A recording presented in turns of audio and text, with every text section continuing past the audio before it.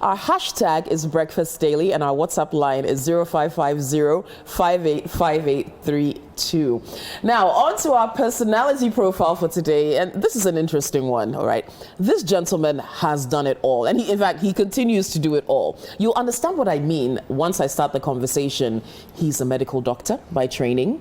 He's a pastor. He's a life coach. He served in the United Nations peacekeeping forces.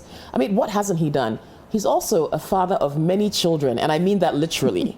His name is Dr. Nana Yaw Perbi, and it is a pleasure for me to introduce him to you and to welcome him to Breakfast Daily. Good morning, Nana Yaw. Good morning, good morning. Anyone who calls me Nana Yaw really knows me. Oh, is that so? Yes. Are you trying to say something? Well, you didn't tell your audience the most important thing. What's the most important thing? We're junior high sweethearts. We were junior high classmates at the Richard School, yes. And it's awesome to see you, though. I don't see you often, but now you're here among us again for an extended period of time. Yes. And it's great that I can talk to you on air. Thanks for having me. Yes, it's great to see you. Charlie, where do we start from with you? Because there's so much to talk about. Now, we'll get a bit of your background, your heritage, your history, then we'll delve into all the things that you've been doing to change the world in your young life. Sure. Okay. So, Dr. Nana Yaw Perbi, I know you from the Richard School, but prior to that, about 11, 12, 13, 14 years before that, you were born somewhere and you were raised somewhere. So talk to us about that. Well, it's good to be here, and I was pleasantly surprised that today is International Music Day. I did not know that. Apparently so, you know. And pleasantly surprised because I was glad to see the National Symphony Orchestra, because my heritage has something to do with that. You know, so those of you who don't know, Emeritus Professor G.H. Nketia is my grandfather. He just passed away a couple of years ago. Let me plug in there that your cousin is Manifest. That's right. That's like right. His direct cousin is Manifest. That's right. So Manifest is my mom's sister's son. So there's music in the family. It runs in the family. That's right. And so I was born to Prophet Nketia's daughter, Makosia Nketia, who's a lecturer at the University of Ghana, recently retired as well, history professor. My dad was management consultant and an accountant. So we grew up modest, middle-income family. My parents sacrificed a lot to get us all to Rich Church School, you know, which when people hear rich, they interpret it as rich. I think so for some reason. But, back then we were just normal children growing up. So it's not as if they had all the money in the world, but the education was their priority, and so they all of us went to Richard School. That's where, of course, I know you from. I'll leave it here for now, since you have an audience watching. Then off to Achimota School. Right. So we're four. I was the first of four. Two boys, you are the oldest. 2 girls. Yes. I happened to come out first. Yeah, we have that in common as well, because ours is the same. Boy, then me, then my sister, then... Yes, and Kokuyu didn't tell you, she was deputy head girl, and I was deputy head boy. And he was deputy head boy at Richard School. He's trying to reveal certain things. I don't know where this is going, but don't worry. If she dares me, I'll tell you some stories. So we were both deputy in charge of our school. So leadership has been something that has run through. Not only being born first, but right from JHS, being a prefect, be a prefect at Achimota School as well. Achimota School was very transformational. Although in the beginning was hard. I think that in the design of the JSS SSS system, there was a big gulf between the two. There was. So I got 12 ones, which is the highest you could get from the BEC, but when I got to SS1, it was tough. I mean, I still remember struggling with chemistry, the mole concept. I was like, what is this? Yeah, you went into the sciences. Exactly. Some of us went into the arts. But I mean, he's not exaggerating. Yaw was probably the smartest person in our class. He was so brilliant. One of those people that at speech day, you just sit down and watch him collect all the prizes. You understand? Like, that was you. That's always been you. And so it's no surprise that you've been doing so many great things in this world. It's a gift. Well, they say that the talents we get are God's gift to us. What we do with them our gift back to him. So being brilliant is not enough. What do you do with it? So yes, by God's grace, finished Achimota School. Achimota School was great because, I got to represent our school at the Brilliant Science and Math Quiz, which was excellent and was part of an exchange program to the US, but Ballard High School. life was good, in SS3. Although we had to kind of fight for our rights because there was a clash between the old system. There was. And it was the new everywhere. system. It was everywhere. It was everywhere. I led some of their looter there. My old headmaster, Bob Siedu, forgive me. But we had to assert our rights, Anyway. Okay. So, I know you're going through your history, but I have to ask. You've talked about asserting your rights at Achimota School, trying to prove a point. What do you make of this whole saga of two young men who were refused entry? They were admitted, but because of their locks. What do you make of that? Well, as a former Achimota As a former student. Achimota, well, if you're a former Achimota, you understand that there are certain things about every school has its things that are unique about it. Yes. And for me, I understood Achimota's position because I think a lot of people are arguing about this as if these are not adults.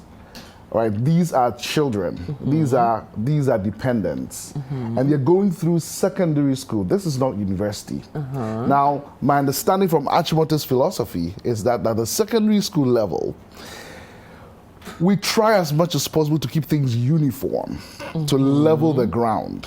All right, so whether it's hairstyle or what people wear, etc., so that there's an opportunity for everyone to have an equal chance. So I understood Achimota's philosophy, why Achimota says everybody have the same kind of hairstyle.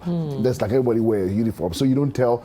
And particularly for Achimota School, Achimota School is 90 years plus, it was built to make a point that male, female had equal potential. That it didn't matter whether you came from Gambaga or Accra, Osu or Kita. We are brothers, sisters, and our mother is the school. So there's this philosophy of uniformity. And so I know people pick this thing from a human rights perspective, that everybody has a right to do, whatever, or keep their religion, etc. But that's actually how Achimota School, But isn't it ironic? Because a lot of the people who have come through the hallowed halls of Achimota School are progressive thinkers, are people who push the envelope, are people who are independent thinkers, and who had to challenge the status quo in order to become people who they are. So I think it's a bit contradictory. Yes, but we're for a talking school about like that. secondary school. I think that's a special place for secondary school. Okay, we'll have this discussion, you and I, later, because we're talking about you today. But I had to chip that in there. Sure. Okay, all right. So from Achimota School, you're doing great. You're on the track to become a doctor. Yes. Well, that's an interesting part of the story as well, because when we were in GHS together, I had wanted to be a pilot. Growing up, because I'd seen my grandfather flying around the world, Professor Kitia. I loved airplanes, airports, all of that. But there was one of our mates actually kind of discouraged me because I thought he was too enthusiastic about being a pilot. Francis knew every airplane. He knew when KLM would land, British Airways would take off. I was like, you know what? I'm not going to be a pilot anymore. Forget it. Really? But I actually developed a heart for medicine for a number of reasons. Particularly, I love people, and I want to see people develop holistically. Okay. So I got into medicine for those reasons, and I love the fact that when people are sick as well, they begin to think existential. They ask existential questions. Like C.S. Lewis said, God whispers in our pleasures, but he shouts in our pain. And for me, I find the spiritual as a very important component of our lives. And I thought, being a doctor, that's a place where where people are vulnerable and will want to ask the existential questions, and hopefully we'll be there to give more than physical help. But what I did not know was that my dad had always wanted to be a doctor. Oh, I see. I did not know that. And so, finished GHS, finished SHS, university, I began to change my mind. Because I was actually disgusted at the university system, which was kind of a chew and pour thing, at least for certain courses. Right. I remember challenging my zoology professor who expected us to fill in the blanks from his notes. And I was like, this is not an education. I got really, really, really, anyway. And you were an atypical Ghanaian student for that time, I suppose. Well, I've been atypical a lot. My mates from medical school will tell you, but we'll get to that chapter soon. Long story short, I just said, do I even want to do this medicine and all of that? That's when my dad took me to dinner. And that was the first time I heard London Restaurant Airport. Okay. Yeah. That's the first time he told me he had always wanted to be a doctor. He had never told me. Our parents never pressured any of us to do anything. Okay. They just give us the platform, the education, etc. And for some reasons, he did, I think, physics, math, something like that. He did not know, he had gotten wrong information that he could still do better with the math, and so he hadn't pursued it.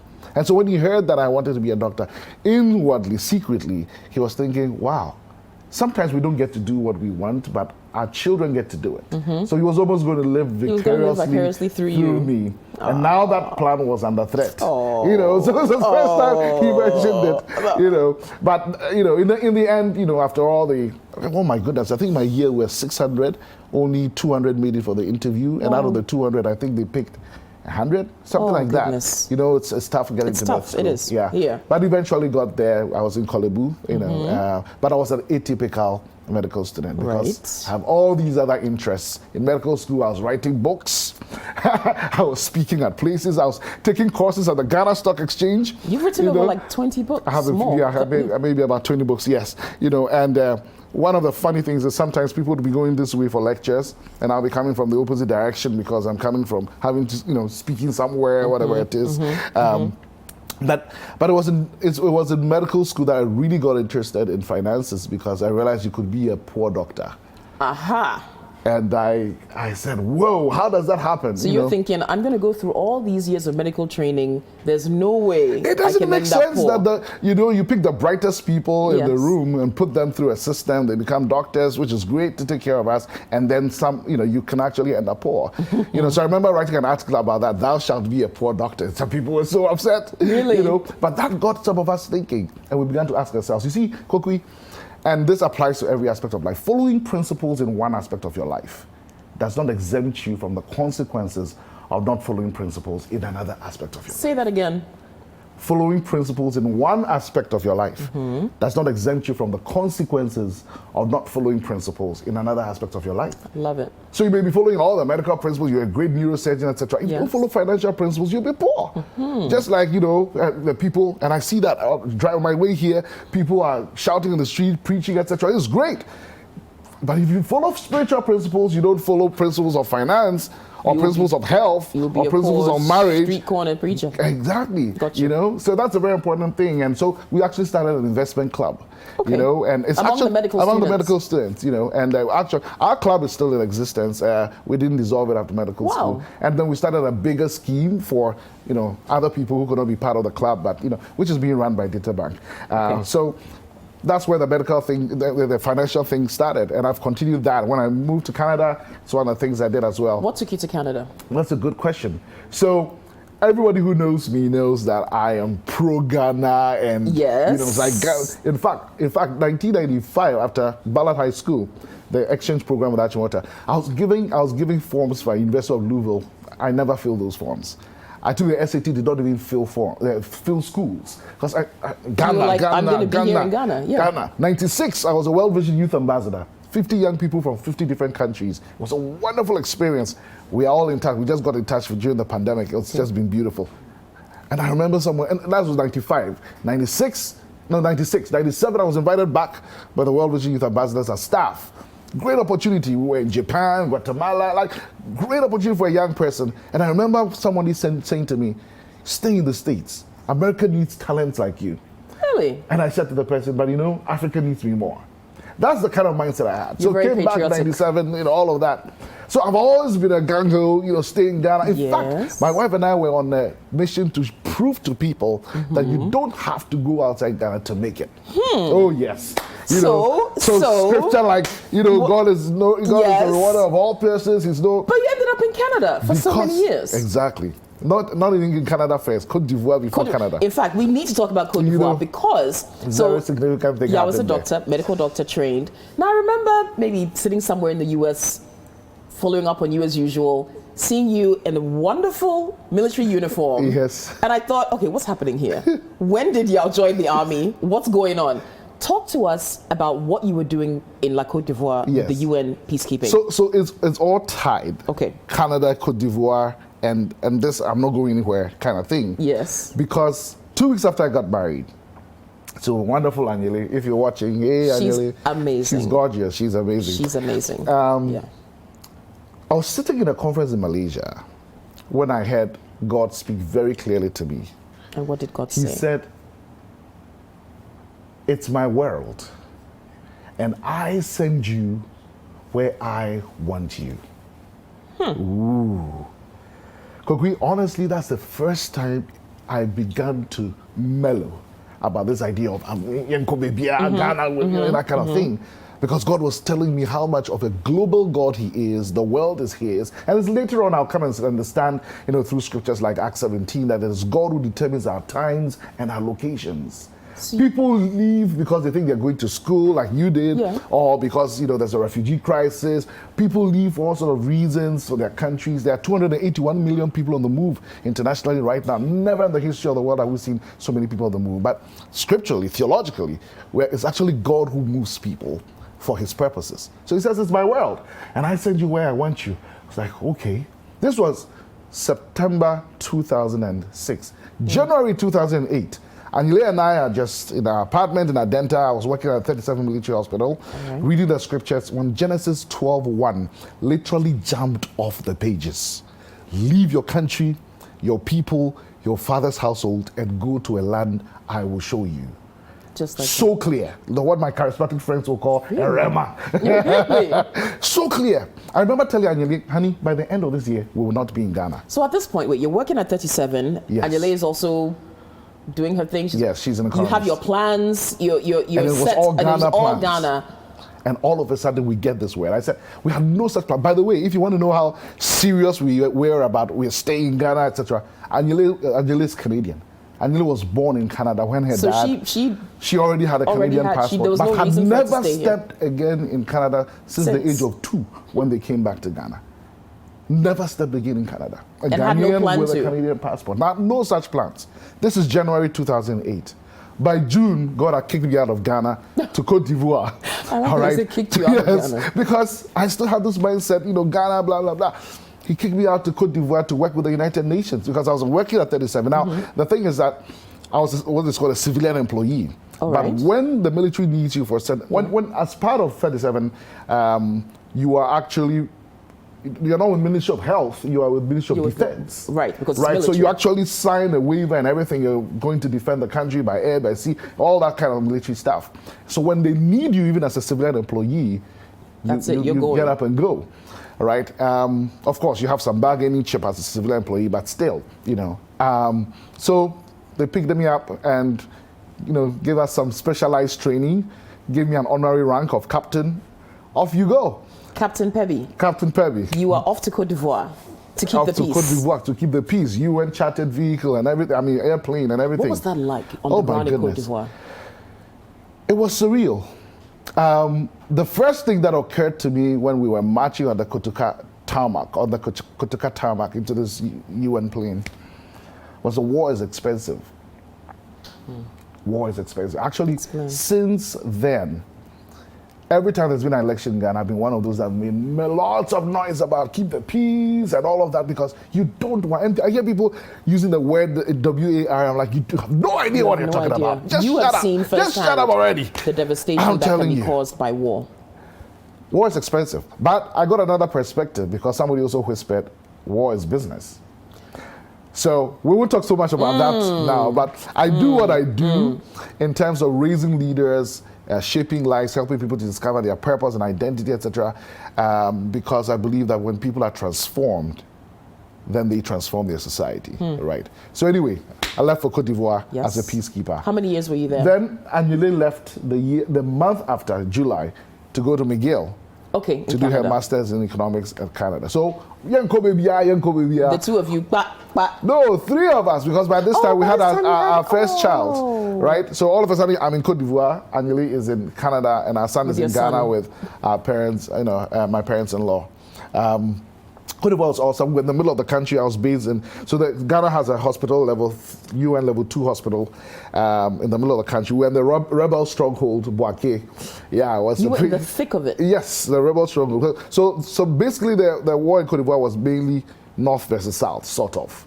Mainly Christian South, Muslim North, and some tribal connotations as well. So as UN, we divided the country into East to West. Okay. So not along the fault lines, but this way. So I was in the eastern sector. So it was in Côte d'Ivoire that one day myself and my 2IC was a major. So I was a captain, he was a major, and our driver were on our way to Abidjan from. So Bouaké is like the level of Kumasi. Okay. Middle of the country, driving down, when we got into a terrible accident. I'm not sure we have time for all of that, but you can give us a brief. There were 3 of us in the car. The other 2 died.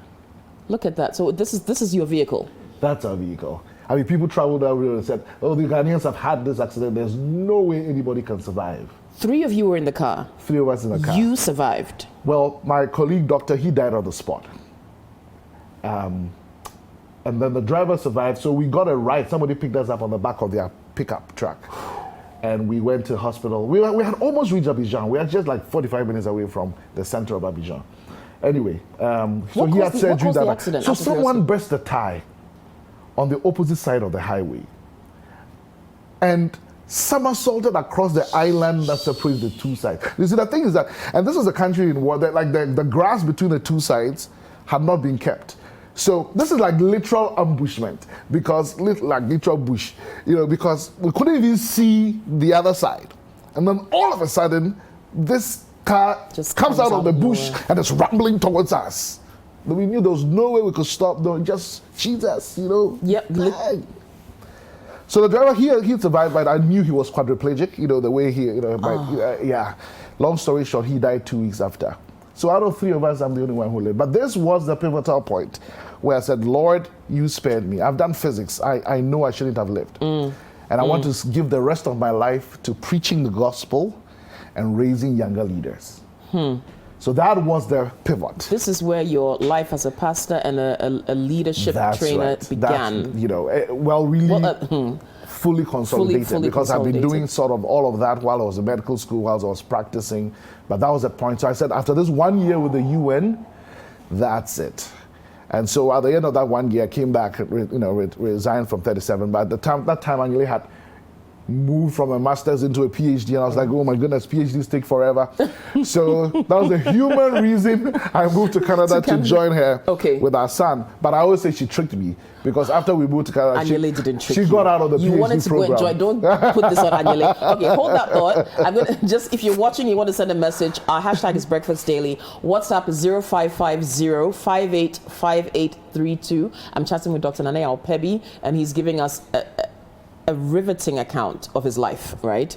Now, we're talking about you being in Côte d'Ivoire, moving to Canada to join Anyele as she's doing her PhD, young parents, young career persons as well. And now you've got this new chapter in your life that you're embarking on. That's all right. right. So tell us about your first foray in Canada.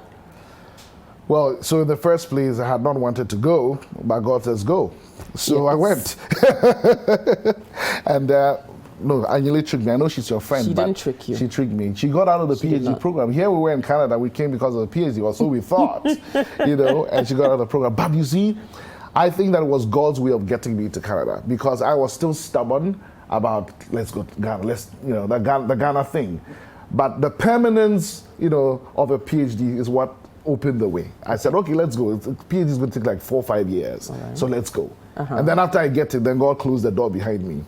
Because by the time she got out of the program, it was already very clear God had brought us there for a purpose. Actually, even yesterday or the day before, somebody sent me a message, a Quebecois, we lived in Quebec, Montreal, Quebec, said, I must be the reason God sent you to Canada, for the transformation in her life. We have begun to see people from Colombia, people from all over the place, Haiti, whatever, transformed as we discipled them, as we preached, as we taught leadership. Sometimes we'll travel 8 hours to Northern Ontario to teach, leadership in a church which didn't have a pastor, things like that. So we began to see the impact. And guess what? I got to pastor a Chinese church. Now I read about this. How do you, young Ghanaian man, doctor, military service, go to Canada? Yes. French-speaking Canada, and English-speaking Canada, go and find a Chinese church and become their pastor? Well, I say, the joke is that I say that when they saw my name Yao, they thought I was Chinese, like Yao Ming, right? Can you imagine? Can you imagine? But then I turned up and I was black, but it was too late, Kokui. It was too What late. was that like? I'm sure they were sitting there waiting to meet their new pastor. In walks Nana Yaw Perbi. What the hell was that? No, the senior pastor had met me at so I'm a John Maxwell trained coach. Yes, you are. John Maxwell. That's no less a person than John Maxwell trains you. That's right. You're legit. And so I was in a program with their pastor who was like, we really need you to help our English service, which is mainly second, third gen, Chinese. So these are Chinese Canadians, but so yes, that's how it started. I started preaching there from time to time and all of that. They were like, we really need you here pastoring us. So I did that. I pastored there for 4 years. But I say that only God can call an African to pastor an English-speaking Chinese church in a French city in North America. Can you imagine? But those are some of the things God does to give you evidence that I'm in this, I'm with you. And I'm in charge. I'm in charge. You don't have a say in your life story. Exactly. And you look through our scripture, we read scripture backwards, right? We're looking at things from hindsight. So it's like, oh yeah, this makes sense. But at the time we're living life, it doesn't always necessarily make sense, right? And so you remember the Danish philosopher Søren Kierkegaard, he said, life is lived forwards, but understood backwards. Oh, I love that. Right. Life is lived forwards. That sounds like a good quote. We have a section on the show where we do a quote of the day. I love that one. Yeah, it's and so for somebody watching whose life may not seem to make sense right now, be of good cheer. God knows what He's doing. But it also means that we need to be much more reflective as well. Because I find that many of us we're kind of too noisy, too busy. Yeah. We need to make some time to reflect, and then we can connect the dots. All right. Okay. I was telling my producer that we would not have enough time for you because you've got too much to say. But I'm gonna fast forward and skip to family. Your beautiful, wonderful, amazing, intelligent, smart wife, Anyele. And your 7, not 1, not 2, not 3, not 5, 7 beautiful children. Yes. Did you always know you were going to have 7 kids? Yes. You knew? That has always been the plan. From the beginning? That's why you didn't make it. When you were here, you always planned to have 7 children. Yes, and that is called family planning. All right? Well, and that's very important because there are a lot of people think when they hear family planning, think it means have few children. Yes. But it's a plan. You decide how many and how often, and within what gorgeous circumstances. family. I mean, look, just beautiful. This is a bit dated because this was pre-COVID. Yes. Because we've had another one since then. Our 7th is a boy. He's 6 months old now. So they range from 14 to 6 months. So you've got 3 boys and 4 girls, 4 daughters. 3 boys and 4 girls, yes. So I'm a real he for she. Yeah. What is it like raising 7 children? It's awesome. I'm so fascinated by this. If I had started earlier, maybe I would have 7. I'm telling you, but I know we're on TV, but with 7 children, you don't need TV. There's a lot of entertainment all the time. Actually, they're all watching right now. Because the Peppy 7. Hi guys. Because we homeschool. Right. You homeschool here in Ghana as well. I know in Canada you did, but you decided to continue here. Right, yes. The oldest is going to boarding school now, so he's going to go to school. But yes, we homeschool. We've homeschooled for the last 7 to 8 years. Because yes, we want to bring them up a certain way. Okay. Not just academically rigorous, but also spiritually and values-driven, education. Yeah. So so today we decided that as part of their homeschooling, so life is a school. The whole of life is a school. So they are watching us today. As part of their, so they're going to have an assignment on this later on. You're going to test them on what we discussed this morning. That's right. Yeah. You and Anyele are rock stars. We are crazy. Tell you, I have 4, and I'm like, wait. So between us, you have 7, I have 4. We actually have a football team. That's right. We've got to start at 11. What's up with the Black Stars? Let's just replace them. We've got it covered. Do you understand? We're straight. All right, we've got some messages. But we call them Cubs, not kids. We'll talk about Cubs in just a second, actually. Dr. Perbi has seen it all. I thank God for his wonderful testimonies. I'm more than encouraged to do more. God bless you for inviting him. This is coming from Setoli. Okay, Kokui, the man in your studio has helped some of us, especially me. I was reading almost every book of his more than once in high school. God bless you, Dr. Perbi. This is Samson Kome at Police Hospital. I'm really enjoying the conversation. So inspiring and motivating. The energy is so positive. God bless you, Dr. Perbi. Oh, you didn't add your name, but thank you for the message. All right, keep the messages coming in, 0550585832. I'm still chatting with Dr. Yaw Perbi. And yes, let's talk about Cubs. Now, there's something amazing that you and your lovely wife, Anyele, have done. You have created a digital reading library for children. Talk to us about Peppy Cubs. Yeah, so it actually started literally with our own children. That's why it's called Peppy Cubs, because we call our children Cubs because we're a lion family. We're the king of the jungle. You know what a kid is? You remember from Richard's school, first aid in English. A baby goat. A baby goat. I'm not a goat. So wait, there's a new meaning for goat these days, greatest of all time. Okay, so you're a goat in you're a goat in some regard, some respect. So it's so funny. One of my friends says, "Oh, the Peppy Cubs thing. I'm bringing my kids." I said, "Don't bring your kids. I can't guarantee their safety. the Cubs will eat them." But yes, they have a voracious appetite for reading. Good. And so, but in Montreal and Quebec, where we've lived for 12 years now, there's a library right opposite, and they go with suitcases to borrow books. Like they can go and borrow 200 books, So they're known at the library that these are the voracious readers, and we've seen the difference it makes in their lives. So in 2017, we're coming to Ghana briefly on furlough.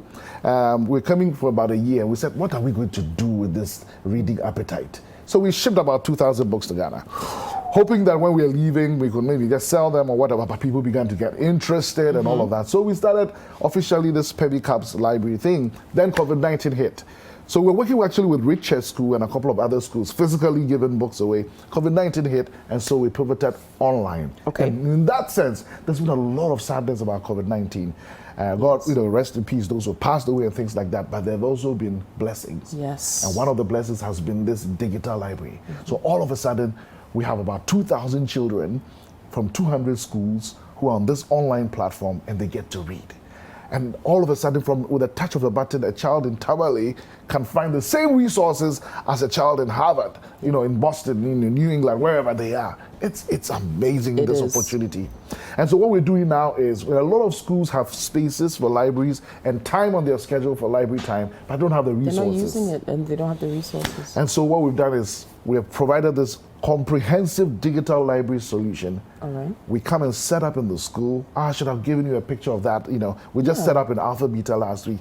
Beautiful. We set up, we bring the tablets, depending on the largest class size, 25, 40, whatever it is, and set up all these tablets. And then on the platform, they can read literally thousands of books. This is amazing. So you can go, any school that is interested in this, you can do that for them. Because all the school has to provide is the space and the furniture. We bring out all the stuff. What if you're not a school? You're at home, you're a parent, and you're thinking, oh, but I want my kid to do this as well. Absolutely. That's why we have 2,000 plus children, because individuals have signed up. But we're hoping that schools will do this so that everyone will benefit. Because it's been researched that, and I don't mind if we end on this note, that a child's ability to read, especially to enjoy reading, is a firmer determinant of their success in life than their parents' socioeconomic status. So it doesn't matter how poor we are in Ghana today. The parents may be living in a kiosk, but if that child gets a love for reading, the sky's the limit. And so we want to see every African family successful as a result of an enlightening culture of leisure reading. That's the vision. Every African family successful. And I know sometimes we can be a bit selfish. Ghanaians, like, there's a high class, there's no. I want Ghanaians to know, and I see that, I want Ghanaians to know that there's enough sky for all the stars to shine. I love it. Look, I think you coming back, you, Anyele, the Peppy 7 coming back to Ghana is just the next chapter of greatness that we're going to witness. We praise so. Like I said, our time isn't enough for you. Unfortunately, it's done, but it's always inspiring listening to you, Yaw. This is from Jonathan. Awesome interview. I love him. Nana Kwame sent that. Dr. Yaw Perbi, great personality, very inspiring. That's from Don Baomia.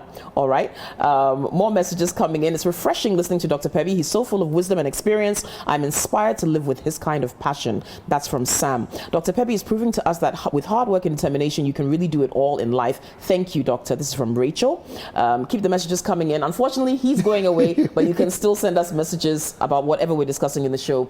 Yaw, the time is up. You haven't been able to reveal any secrets. He hasn't been able to spill anything.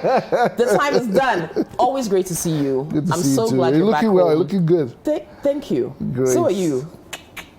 Anyele, good morning. And good morning to the Peppy Cubs. All right. Now, we'll take some more music. Y'all mentioned it earlier. His grandfather was the great Professor Nketia, and I think the symphony has already played some music of his this morning, but we're going to enjoy more beautiful music from the National Symphony Orchestra. Here they are.